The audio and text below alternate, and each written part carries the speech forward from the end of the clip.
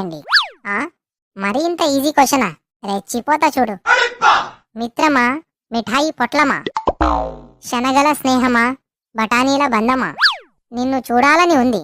విమానంలో వద్దామంటే తుఫాను, బస్సులో వద్దామంటే రాస్తా రోకో, ఆటోలో వద్దామంటే క్యాష్ లేదు. అందుకని బాదం కాయంత బాధతో చీమరెక్కంత చిట్టిలో రాసి ఒక చెక్కంత పోస్టులో వేస్తున్నాను. టమాటాలతో టాటా, గులాబీలతో గుడ్ బై.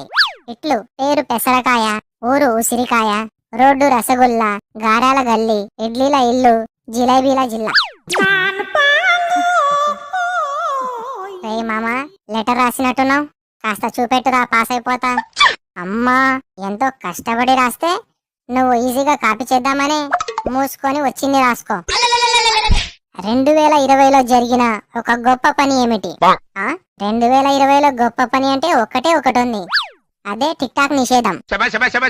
సార్, వాడు రాసిన లెటర్ చూపెట్టడం లేదు, చూపెట్టమని చెప్పండి, లేదంటే గట్టిగా దగ్గుతా. దగ్గుతే దగ్గు, నాకేంటి? గట్టిగా దగ్గుతే నన్ను, వాణ్ణి, మిమ్మల్ని అందరినీ తీసుకెళ్లి క్వారంటైన్ లో పెడతారు. ఆ తర్వాత మీ ఇష్టం సార్. అమ్మ బాబోయ్, అంత పని చేయకు. ఇప్పుడేంటి, వాడు నీకు లెటర్ చూపెట్టాలి అంతేగా? రేయ్, వాడికి లెటర్ చూపెట్టురా.